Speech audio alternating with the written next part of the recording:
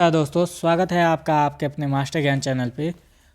अभी हम देखने वाले हैं जो आज आप लोगों का एग्ज़ाम हुआ है PSY 100 माइनर को करिकुलम। ठीक है, पेपर का नाम है personality development and communication skill.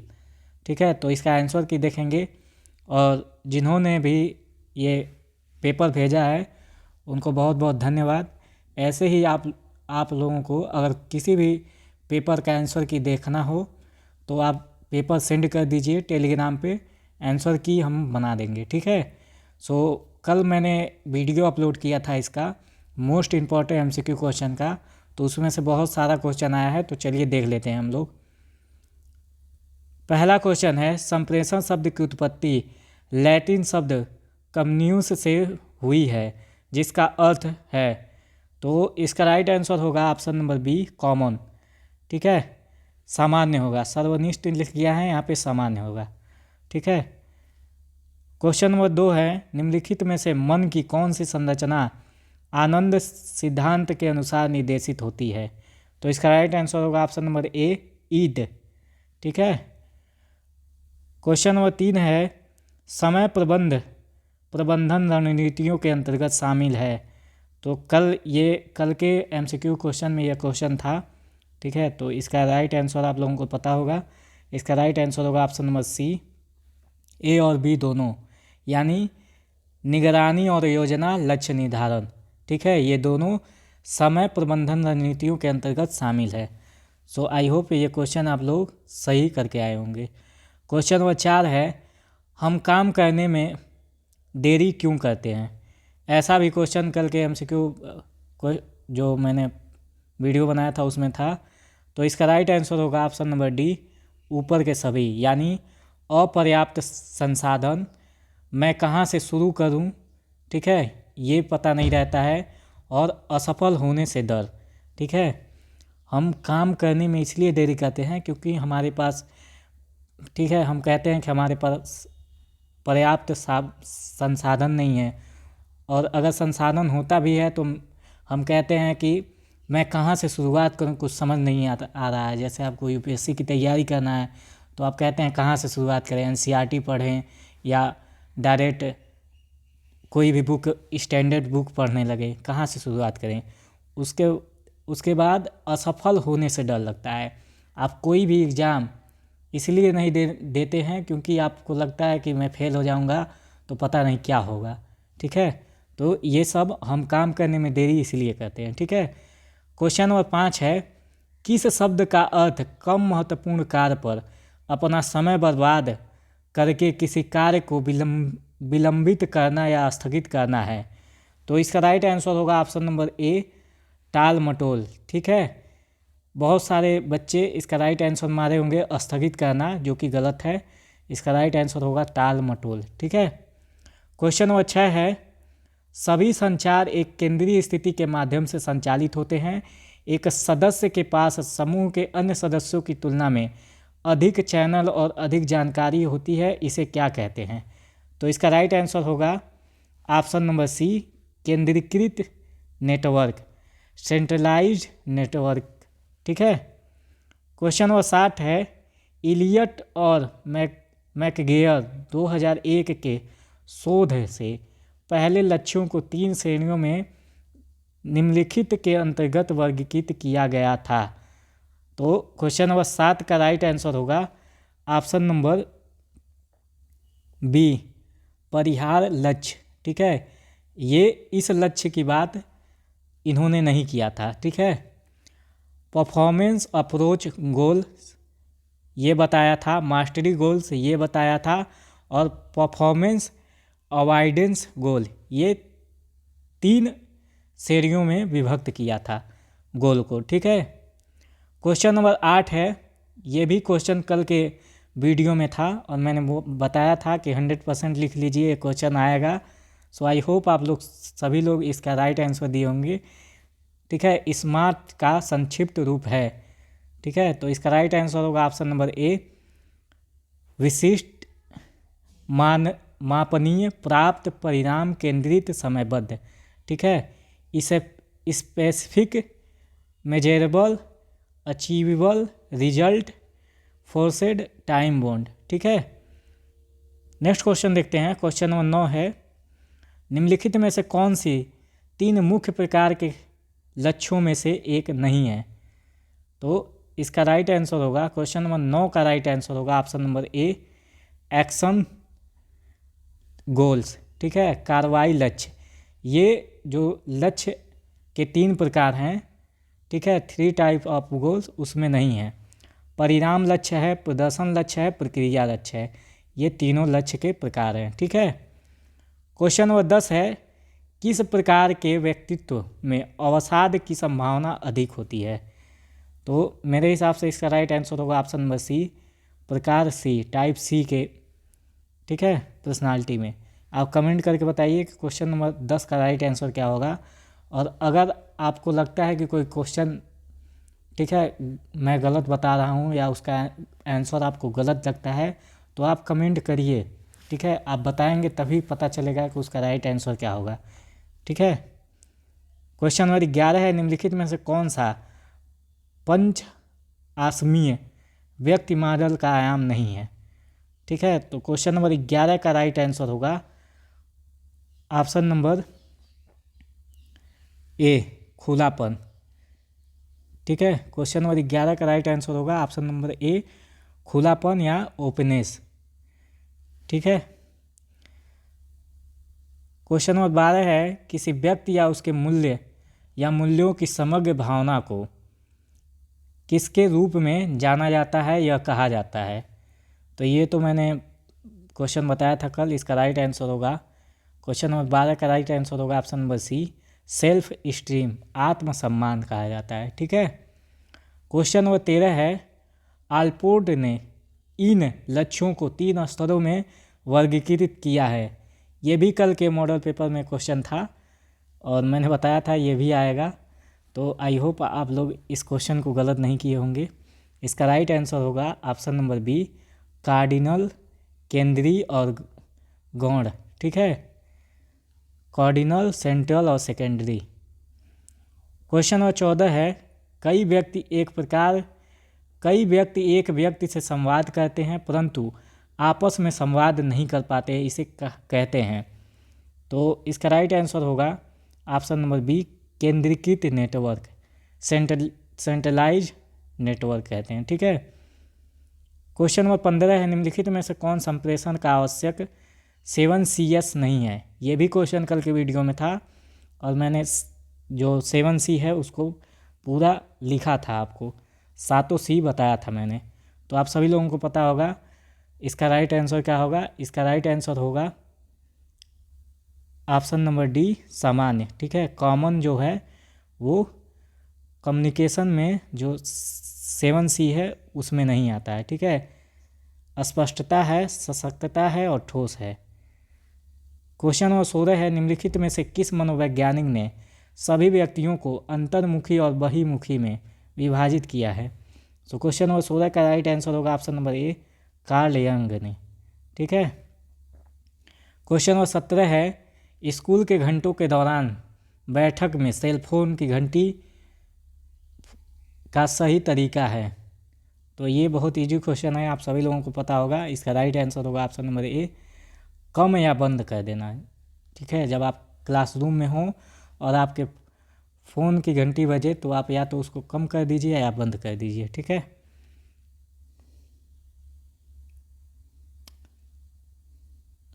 Sorry. So question number 17 का राइट आंसर होगा ऑप्शन नंबर बी, कंपन या बंद। ठीक है, वाइब्रेशन पे रख दीजिए या उसको ऑफ कर दीजिए। ठीक है, क्वेश्चन नंबर 18 है, ईमेल में सभी बड़े अक्षरों का उपयोग करने का अर्थ है? सो क्वेश्चन नंबर 18 का राइट आंसर होगा ऑप्शन नंबर बी, आप चिल्ला रहे हैं। ठीक है, क्वेश्चन नंबर 19 है, लक्ष्य निर्धारण के 5 मूल सिद्धांत हैं। ये भी कल क्वेश्चन मैंने बताया था। क्वेश्चन नंबर 19 का राइट आंसर होगा ऑप्शन नंबर ए, अस्पष्टता, चुनौतीपूर्ण, प्रतिबद्धता, प्रक्रिया, कार्य की जटिलता, clarity, challenge, commitment, feedback, task, complexity. ठीक है, क्वेश्चन नंबर 20 है, किसे अशाब्दिक संचार के रूप में वर्गीकृत किया गया है? ठीक है, अशाब्दिक संचार, नॉन वर्बल कम्युनिकेशन। तो कल मैंने ये क्वेश्चन आप लोगों को बताया था, तो इसका राइट आंसर होगा ऑप्शन नंबर सी, पराभाषी। ठीक है, पराभाषी जो आता है वो अशाब्दिक संचार में नहीं है। आप अगर आपको ये गलत लगता है क्वेश्चन तो आप कमेंट करके बताइए इसका राइट आंसर क्या होगा। मेरे हिसाब से इसका राइट आंसर सी होगा, पराभाषी। ठीक है, इसमें भाषा का प्रयोग किया जाता है। क्वेश्चन नंबर 21 है, आत्मसम्मान का अर्थ है। ये भी क्वेश्चन कल के वीडियो में था। ठीक है, तो क्वेश्चन नंबर 21 का राइट आंसर होगा ऑप्शन नंबर डी, किसी व्यक्ति का अपने बारे में मूल्य निर्णय। ठीक है, क्वेश्चन नंबर 22 है, मनोवृत्ति के विकास में कौन योगदान नहीं देता है? सो क्वेश्चन नंबर 22 का राइट आंसर होगा ऑप्शन नंबर डी, आनुवांशिक प्रभाव। ठीक है, एटीट्यूड, आपको एटीट्यूड मनोवृत्ति विकसित करना है तो उसमें आपका जो जेनेटिक प्रॉब्लम जो होता है उसका कोई उसमें रोल नहीं होता है। ठीक है, रिश्तों का आकर्षण, क्रिया प्रसूत अनुबंध और क्लासिकी अनुबंध, अवलोकन आधारित शिक्षा, ये सभी मनोवृत्ति विकास करने में महत्वपूर्ण योगदान देते हैं। ठीक है, क्वेश्चन नंबर 23 है, औपचारिक संप्रेषण कितने प्रकार के होते हैं? सो क्वेश्चन नंबर 23 का राइट आंसर होगा ऑप्शन नंबर बी, 4 प्रकार के होते हैं। ठीक है, सो आप कमेंट करके बताइए, क्योंकि 4 प्रकार के होंगे, क्योंकि इसमें 3 नहीं दिया है। इसका राइट आंसर होगा ऑप्शन नंबर बी, 4 प्रकार के होते हैं। क्वेश्चन नंबर 24 है, किसके अंतर्गत इस बात पर ध्यान देना शामिल है कि व्यक्ति जो कहता है उस पर अन्य लोग क्या कह रहे हैं और उस पर क्या उचित प्रतिक्रिया दे रहा है? ठीक है, सो इसका राइट आंसर होगा ऑप्शन नंबर ए, भावनात्मक जागरूकता। ठीक है, क्वेश्चन नंबर 25 है, क्रिया प्रसूत अनुबंध में हम लोगों के किस दृष्टिकोण को बनाने पर निर्भर कहते हैं? सो क्वेश्चन नंबर 25 का राइट आंसर होगा ऑप्शन नंबर ए, सकारात्मक और नकारात्मक पुनः प्रबलन। ठीक है, पॉजिटिव एंड निगेटिव रेनफोर्समेंट। ठीक है, रेनफोर्समेंट। ठीक है, क्वेश्चन नंबर 26 है, निम्नलिखित में से कौन सा कारक व्यक्तित्व को प्रभावित करता है? ये भी क्वेश्चन कल मैंने करवाया था, तो इसका क्या राइट आंसर होगा? इसका राइट आंसर होगा ऑप्शन नंबर डी, 1, 3 और 4। ठीक है, प्रायोगिक कारण ये क्या है, व्यक्तित्व को प्रभावित नहीं करता है। कल के वीडियो में एक क्वेश्चन था।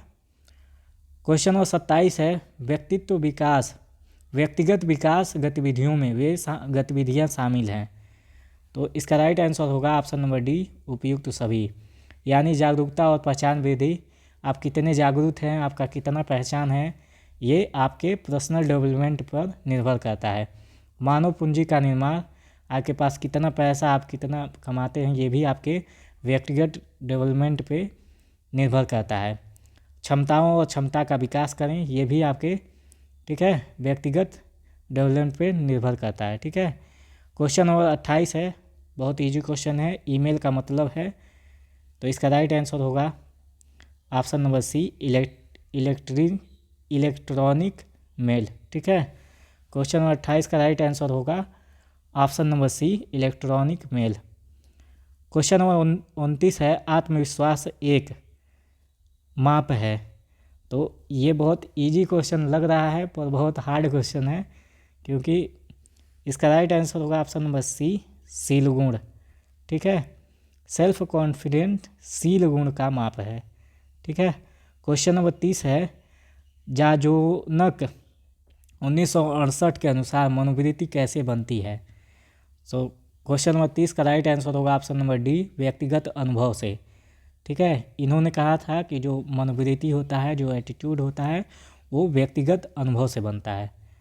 ठीक है, क्वेश्चन नंबर 31 है, किसी निश्चित घटना के बारे में उसके विश्वासों, विकल्पों, ज्ञान या जानकारी के आधार पर कर्मचारी डैश रवैया मनोवृत्ति के घटक के अंतर्गत आता है। तो इसका राइट आंसर होगा ऑप्शन नंबर सी, संज्ञानात्मक दृष्टिकोण, कॉग्निटिव। ठीक है। क्वेश्चन नंबर 32 है, एक औपचारिक संप्रेषण हो सकता है, ए फॉर्मल कम्युनिकेशन में भी। तो इसका राइट आंसर होगा ऑप्शन नंबर सी, ए और बी दोनों, अनिवार्य और सूचक दोनों हो सकता है। ठीक है। क्वेश्चन नंबर 33 है, आत्मसम्मान आत्ममूल्य की भावना है जो निर्भर करती है। ये भी क्वेश्चन कल मैंने करवाया था। इसका राइट आंसर होगा, क्वेश्चन नंबर 33 का राइट आंसर होगा ऑप्शन नंबर सी, अपने स्वयं के प्रदर्शन की आत्मधारणा। ठीक है। इसको क्या कहते हैं? सेल्फ एस्टीम कहते हैं। क्वेश्चन नंबर 34 है, मनोवृत्ति क्या है? तो इसका राइट आंसर होगा ऑप्शन नंबर डी, किसी चीज़ को देखने या मूल्यांकन करने का तरीका। ये भी कल के वीडियो में क्वेश्चन था। आई होप आप लोगों का सही होगा। क्वेश्चन नंबर 35 है, किसी वेबसाइट पर वेब पेज HTML का उपयोग करके बनाए जाते हैं, सही या गलत? तो इसका राइट आंसर होगा ऑप्शन नंबर ए, सही है ये। ठीक है। क्वेश्चन नंबर 36 है, उच्च आत्मसम्मान वाले लोग हैं। तो ऑप्शन ए है, किसी मौजूदा रिश्ते के खत्म होने की संभावना कम। ऑप्शन बी है, दीर्घकालीन स्थिर शुरुआत की अधिक संभावना। ठीक है। तो पहला तो होगा कि जिसमें हाई सेल्फ एस्टीम होता है उनका जो रिश्ते के ख़त्म होने की संभावना होती है वो कम होता है, क्योंकि वो समझदार होते हैं और वो किसी भी सिचुएशन को हैंडल कर लेते हैं। तो इसका राइट आंसर होगा ऑप्शन नंबर डी, ए और बी दोनों सही है। ठीक है। आप कमेंट करके बताइए क्वेश्चन नंबर 36 का राइट आंसर क्या होगा। क्वेश्चन नंबर 37 है, संचार के प्रमुख तत्व हैं। ये भी कल मैंने क्वेश्चन करवाया था कि एलिमेंट्स ऑफ कम्युनिकेशन। ठीक है। तो इस क्वेश्चन को थोड़ा सा बड़ा कर दिया है ये क्वेश्चन। ठीक है, नहीं तो कल वाला क्वेश्चन ही है। तो इसका राइट आंसर होगा ऑप्शन नंबर डी, ऊपर के सभी, यानी ये सभी है। ठीक है। सूचना और समझ प्रसारित करना, ये भी है। इनकोडर और डिकोडर, ये भी है। मानव या गैर मानवीय वस्तुएं, ये भी है। कोई चैनल तो होगा, ये भी है। ठीक है। सो आई होप ये क्वेश्चन आप सभी लोगों का सही होगा। क्वेश्चन नंबर 38 है, गेप वाइन शब्द का प्रयोग किसके लिए किया जाता है? सो क्वेश्चन नंबर 38 का राइट आंसर होगा ऑप्शन नंबर बी, अनौपचारिक संचार, इनफॉर्मल कम्युनिकेशन के लिए। क्वेश्चन नंबर 39 है, आनंद अभिव्यक्ति का एक उदाहरण है। सो क्वेश्चन नंबर 39 का राइट आंसर होगा ऑप्शन नंबर सी, अशाब्दिक facial expression are a example of non verbal communication. मैंने कल आपको अच्छे से समझाया था कि जिस कम्युनिकेशन प्रक्रिया में, जिस संचार प्रक्रिया में हम शब्दों को नहीं बोलते हैं, ठीक है, केवल इशारों में या अपने बॉडी लैंग्वेज का प्रयोग करते हैं, तो उसको हम नॉन वर्बल कम्युनिकेशन कहते हैं।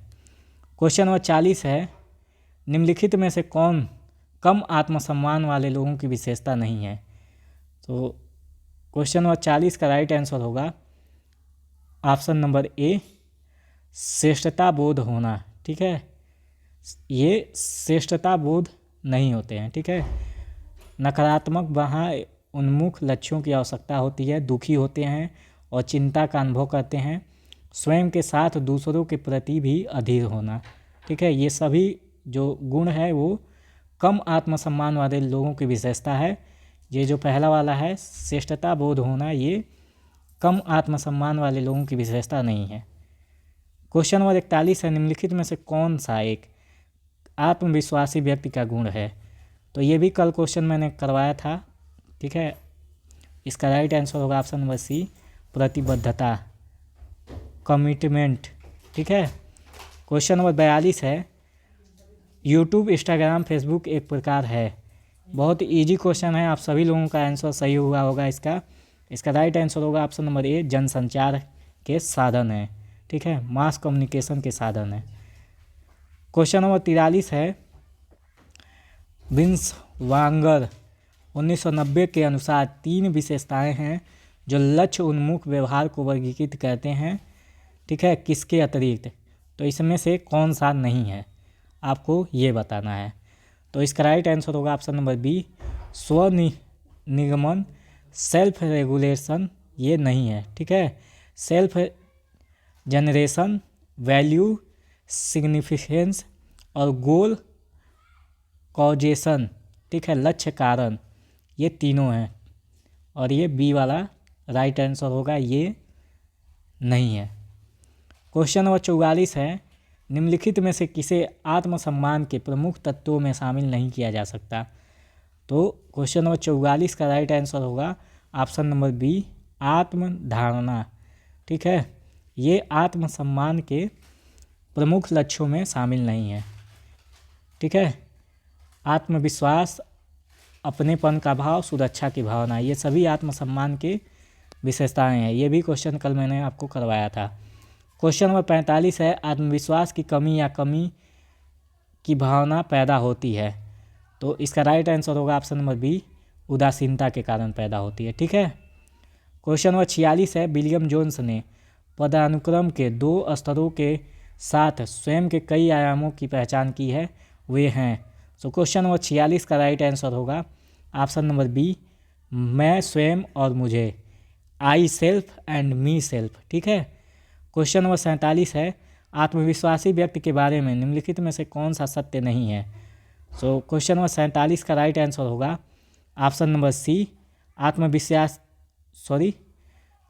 इसका राइट आंसर होगा ऑप्शन नंबर बी, आत्मविश्वासी दूसरों को ऊपर उठाता है। ठीक है, तो क्वेश्चन नंबर 47 का राइट आंसर क्या होगा, आप कमेंट कर जरूर करिएगा। मेरे हिसाब से तो यही होगा, आत्मविश्वासी व्यक्ति दूसरों को ऊपर उठाता है, ये नहीं होगा। ठीक है, क्वेश्चन नंबर 48 है, मनोवृत्ति हो सकता है। तो ये भी बहुत इजी सिंपल लगने वाला क्वेश्चन है, पर बहुत हार्ड क्वेश्चन है। ठीक है, तो इसका राइट आंसर होगा ऑप्शन नंबर डी, उच्च या निम्न। ठीक है, एटीट्यूड कैन बी हाई या लो हो सकता है। ठीक है, जैसे कभी कभी नहीं बोला जाता है कि इसके में बहुत ज़्यादा एटीट्यूड है। ठीक है, तो आप लोग कमेंट करके बताइए क्वेश्चन नंबर 48 का राइट आंसर क्या होगा। क्वेश्चन नंबर 49 है, उच्च आत्मसम्मान वाले लोग। तो क्वेश्चन नंबर 49 का राइट आंसर होगा ऑप्शन नंबर डी, वे कम आत्मसम्मान की बजाय दूसरों को खुश करने के बारे में अधिक चिंतित रहते हैं। ठीक है, नेक्स्ट क्वेश्चन है, क्वेश्चन नंबर 50 है, बहुत इजी क्वेश्चन था। क्वेश्चन नंबर 50, फ़ोटो प्रकाशित करते समय आपको निम्नलिखित बातों का ध्यान रखना चाहिए। आप सभी लोगों को पता होगा। ऑप्शन ए है, क्या तस्वीर में मौजूदा व्यक्ति इसे साझा किए जाने से सहमत होंगे या नहीं, इस बात का ध्यान रखना चाहिए, सही है।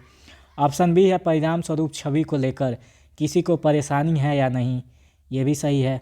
फ़ोटो से दूसरे लोगों आपको कैसा समझते हैं। ठीक है, तो इसका राइट आंसर होगा ऑप्शन नंबर डी, उपयुक्त सभी। ठीक है, सो आई होप आप लोगों का एग्ज़ाम बहुत अच्छा गया होगा।